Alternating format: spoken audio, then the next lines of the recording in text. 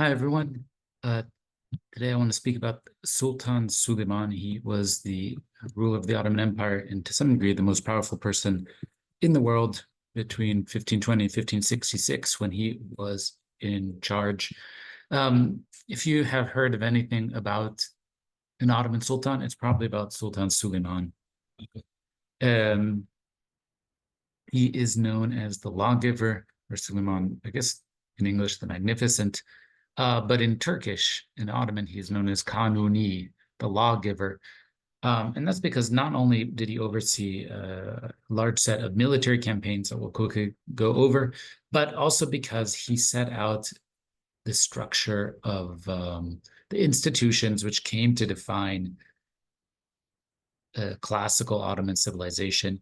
In many ways, just like in American history, we have presidents like FDR, Franklin Delano Roosevelt, for the Democrats, or Ronald Reagan for the Republicans.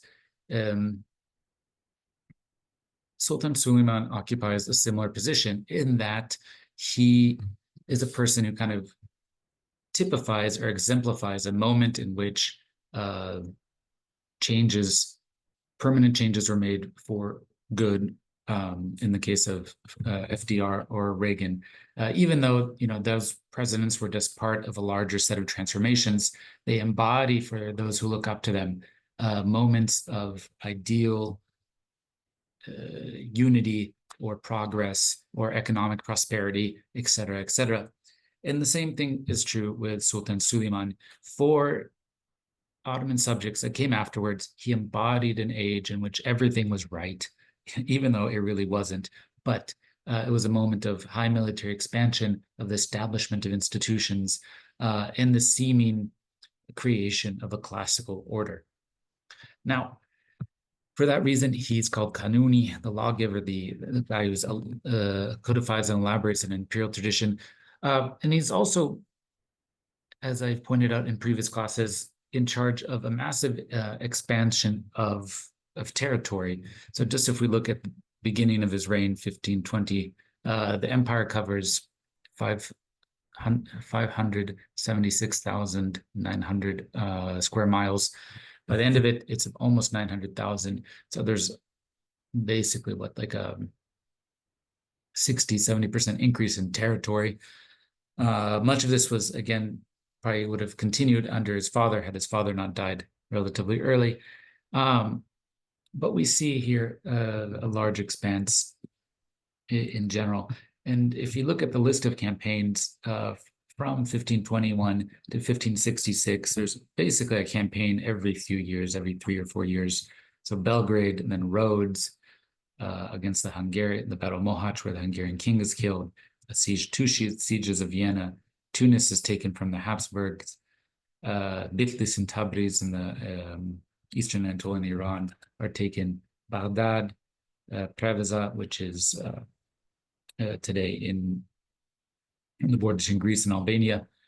The siege of Budapest, an attack on Tripoli in Libya, another attack on Hungary, finally a conquest of Basra, and again a final campaign again in Hungary.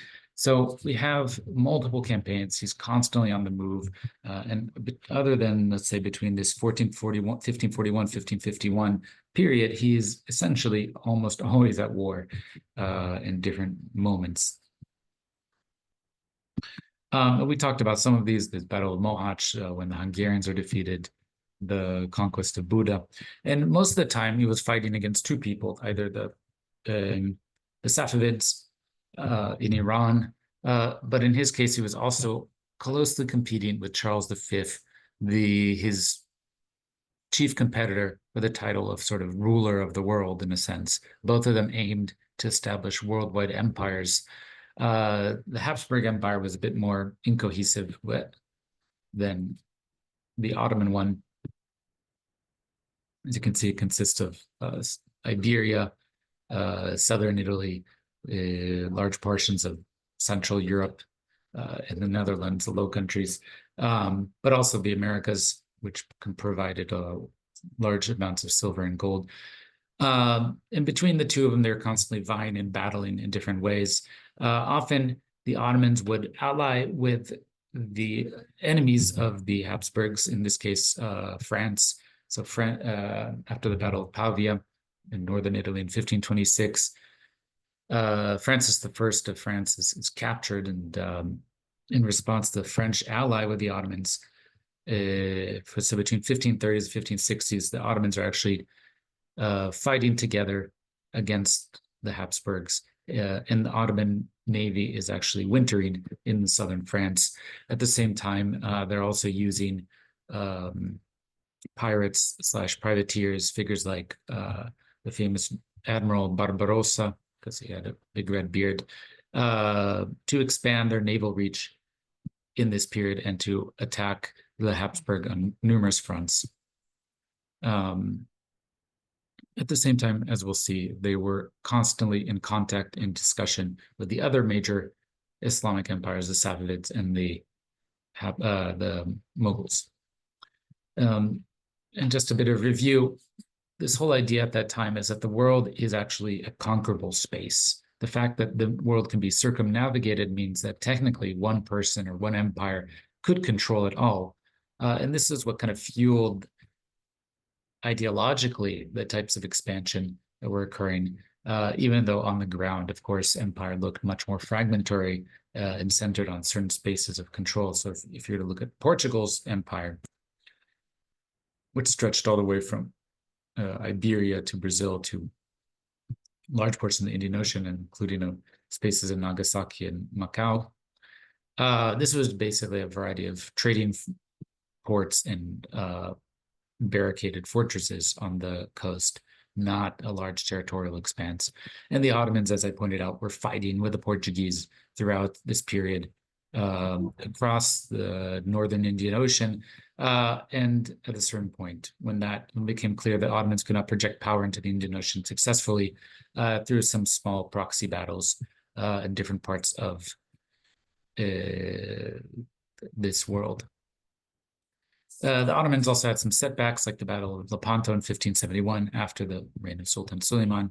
But for the most part, it was considered a space of unstoppable Ottoman military success under this kind of greatest Sultan Suleyman. Now, even though Sultan Suleyman's reign is considered a sort of classical high point, he actually had two different portions of his rule, two different images that he was trying to project. And we can break these down into two main phases. One is a sort of messianic world conqueror between 1520 to 1550. And afterwards is kind of lawgiver and builder of institutions from 1550s to 1566. And as we'll see, the two spaces are kind of connected because ultimately the idea of the Messiah, besides kind of bringing the end of the times and bringing justice, or say, bringing the end of history, is that he's supposed to bring justice to the world, just as law and order brings justice to the world. And so he transforms himself from a messianic world conqueror to one in which he is bringing the miracle of law and order to the realm of, to his lands. Now, in some ways, we can divide, we can see this divide just in the terms of his grand viziers. In the first part, he was led by the Grand Vizier Ibrahim Pasha. Ibrahim was basically the second Grand Vizier he had. He inherited one from his father's government initially.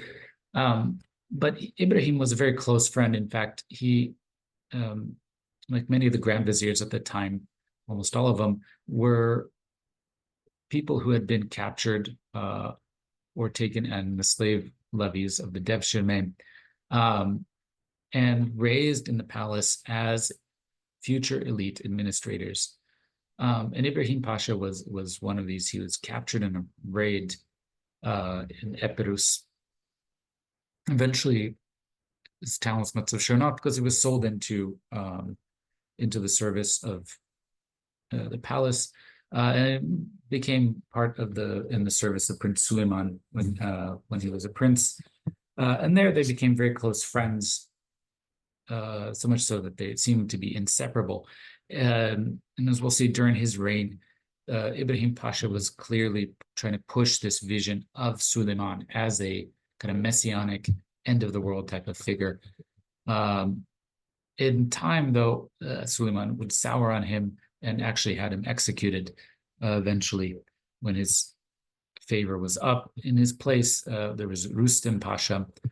You can see ruled not directly afterwards, but a bit afterwards, controlling much for about 15 years, from 1544 to 1561. So one of the things that Ibrahim Pasha was doing was he was continuously playing around with Suleiman's image, both to European audiences and to Islamic audiences to the south, so the Safavids and the Mughals. So he actually apparently created a sort of crown for Suleyman, which you can see here on the left. This very weird headpiece seems to be modeled, as far as we can tell, on the papal tiara. But the papal tiara, it's this big three-tiered egg-looking hat or crown that the Pope is supposed to wear. And this is supposed to kind of give an example of equivalency. And in fact, if you look at how many levels it has more. I think 1, 2, 3, 4, right?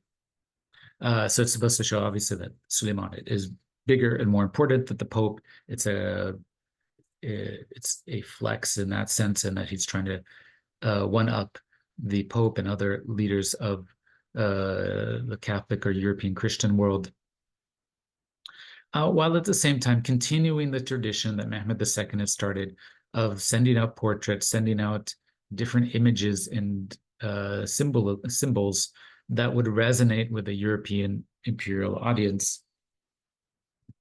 So just as Mehmed II sent out portraits of himself in medals created by Italian artists, Ibrahim was orchestrating the same thing during his time. But he was also pushing forward this idea that Suleyman was the lord of auspicious conjunction. This is a astrological reference, the conjunction here. And this was called the Sahib-i-Quran. Quran is the auspicious, Sahib means someone who has something, possessor, the Lord. Auspicious conjunction here is the Quran, and this is a specific astrological conjunction when Jupiter and Saturn are in the same space. So if you're to look from Earth at the sky, Jupiter and Saturn would overlap. And this is something that happens pretty rarely, I think once every 150, 200 years or so. The last time it happened, I think, was around 2020. So during that period, some momentous events occurred. And for the Ottomans, they saw themselves as the next instantiation of the Sahib-i-Quran. The one before them was Timur, and when that conjunction, astrological conjunction, came about, Timur, or Tamerlane, was able to conquer large portions of the world. He'd become the world conqueror, and now Suleiman himself was going to become the world conqueror and bring about the end of history and bring justice to the whole world. Now, they predicted the arrival of the Sahib-i-Quran, or at least a conjunction in 1552, which was the period that would have did coincide with Suleiman's reign. And so his vizier Ibrahim claimed and tried to push the idea that Suleyman was the Sahib of Quran, that he was going to bring about the conjunction of different astrological, divine, and cosmological forces that would end history and ensure a reign of justice. And by doing so, he was actually in conversation with the Safavids, but also with the Mughals. The Safavids, as you might remember, started with a holy figure named Ismail, who was a Sufi sheikh. who claimed to be himself a divine, semi-divine instantiation of Ali, or God, who was going to bring about the end of times and conquer the world and bring justice to it. Now, that didn't quite happen, but it did allow him to establish a new dynasty in Iran, and they became the main enemies of the Ottomans, so much so that the Ottomans ultimately turned their battle with them into a religious battle, or interpreted as a religious battle. At the same time, this is Shah Ismail depicted. At the same time, the Safavids were also neighbors with the Mughals. The Mughals themselves started as Babur marched into Delhi and took over northern India. And they too saw themselves as claimed to be the Sahib-i-Quran. So here we have visually depicted Emperor Jahangir, whose name means world conqueror, as the Sahib-i-Quran, the Lord of Auspicious Conjunction, who's essentially, as you can see, taking meetings with all sorts of peoples from different parts of the world. Europeans and locals, Sufi sheikhs, are being part of him as he sits on this dais of a giant hourglass. This is not supposed to be real, right? This is all supposed to be representational or symbolic. In this case, he's part of a large number of other dynasts. And the point being is that Jahangir is sitting here on the world, standing upon the world, just as he is able to take it as this moment of world conquering. This idea that these rulers would be sort of messianic world conquering figures, and often starting with their own, let's say, almost religions, whether Shah Ismail or Sultan Suleyman, what's common. And in fact, the Mughals, even before Jahangir, the Mughal Emperor Akbar, is playing around with different ideas of religious justification. So he creates he creates his own religion, what's called the Din-e-Ilahi, divine religion, divine faith, I guess, in which he is the sort of Sufi sheikh, and his courtiers, the people serving him in the court, all the people working for him, are his disciples. So he takes the model of a Sufi order and models his court against that, and he's supposed to be the sort of semi-divine sheikh at the top of that. So there's all this constant experimentation at the time about different forms of leadership, different forms of justification and legitimization that is going on precisely in the middle of the 16th century at the time of Suleyman. So you can see all of these guys in conversation with each other one way or another. By the way, Sultan Suleyman, unlike almost every sultan before him, except for the very first ones, became married. He married his concubine, Hurrem, sometimes known as Roxolana, who was of Ruthenian descent, so basically somewhere from Ukraine, who came and basically won over his heart, and unlike any other woman, had multiple children with them. As we'll talk about, technically, after giving birth to a male heir, a concubine was not allowed to have children anymore with the Sultan, and just focused her energies on raising her male son. So this is, in this case, though, he broke again the tradition to show that he could do something new, that he was bringing about the end of times in some ways, in which the traditional laws didn't quite apply. And by doing so, he basically married this woman he was deeply in love with. But by the 1550s, Suleiman kind of broke out of this vision of this messianic mood of his, and he shifted to a more somber, more legalistic, quieter vision. I think partially it's because it became clear that he was not going to conquer the world, right? The end of times, the conjunction was going to come in 1552, was it, or so? And I think by the late 1540s, it was clear that the world was not going to fall into Ottoman hands, that he wasn't going to take everything, and he wasn't necessarily going to be this messianic leader. And so therefore, a new form of justification was needed. Already by this time, his close friend and first major vizier, Ibrahim Pasha, had been executed. This is by 1536. So at this point, under the influence of Rustem, he's moving towards a different form of legitimization. He stops his constant wars with the Safavids and the Habsburgs. He declares a peace between them. He builds a gigantic congregational mosque, as all major Ottoman sultans who conquered a territory did, but his was largely less decorated than others before him. It's a much more plainer, simple mosque in that sense, even though it's gigantic in size. So it doesn't have excessive ornament or tile work on it. It's a bit more somber, as they say, but I'll leave that for you to decide. And ultimately, he sets out to kind of standardize and systematize law and governance in the empire. So over the previous century and a half, the Ottomans had, as they'd expanded, had created all sorts of new rules and regulations, new institutions like the Devshirme. They had developed an entirely new legal order, etc. And these were basically ad hoc solutions to problems at the time.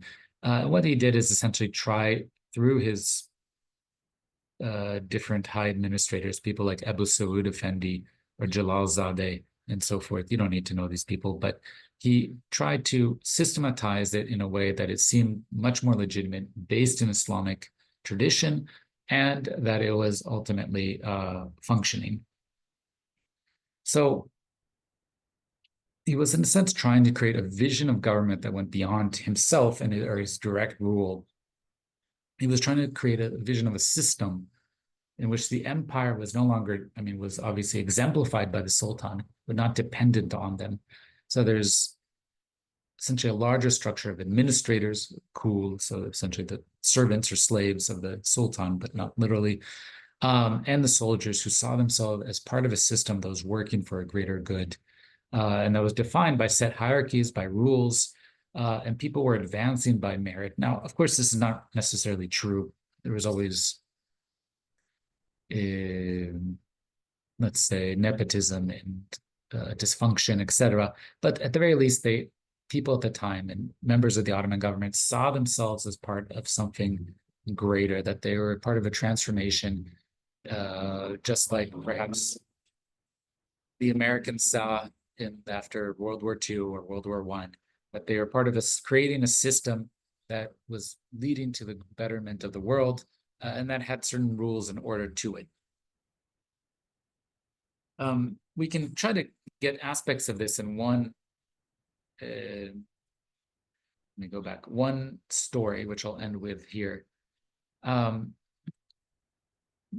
There was an odd document that was preserved in the dynasty records by a woman called Kul Kizit, which literally just means female slave, or your female subject.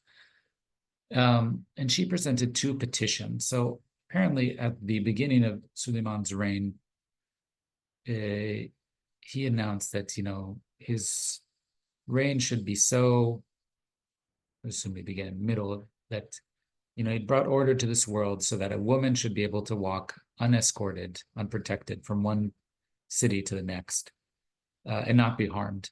And he asked that people go out and prove this. And he called upon people to actually do this. So this woman apparently took this not as a rhetorical gesture, but an actual command, and quickly set out to walk from Bandırma, which is kind of today a few hours drive south of Istanbul, to a next close by city. So this is, again, Central Empire. We're not in a particularly dangerous place. But within hours, she was waylaid by bandits. She was attacked. She was robbed. She was apparently even violated. Her relatives found her, took her back to the city where she recovered, and then she tried again, and almost the same thing happened. She was robbed again. At this point, she basically, now presents a petition to the Sultan. I don't know if she's sending it or she's trying to send it and present it in person to the Divan, to the Imperial Council, as we saw before.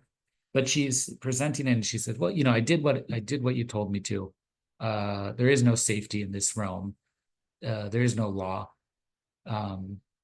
I was attacked, I was raped, I was robbed. So I want to be paid back for the suffering I've presented. Apparently, this didn't go anywhere, and so she kept following around the Sultan, from campaign to campaign, trying to get her voice heard. At a certain point, someone helped her and helped her draft a petition in a more ornate, proper tongue, more formal, and she was given the opportunity to present this petition. And apparently, it was I guess well met, and she was, I think, given eventually compensation for the suffering she endured. But one thing to think about is why was this petition kept? Why did this very minuscule petition remain, or two petitions remain, in the archives of the dynasty? Well, one idea is that essentially that the dynasty itself saw this moment, the rule of Suleyman, and afterwards, as a moment in which things had changed for the better, right? Before, at least right before Suleyman, a woman couldn't even walk between the cities without any protection. That the government wasn't even able to extend its authority close by to the imperial capital, away from the imperial capital. But by the end of the reign, some system had been established, some authority had existed that allowed it to work.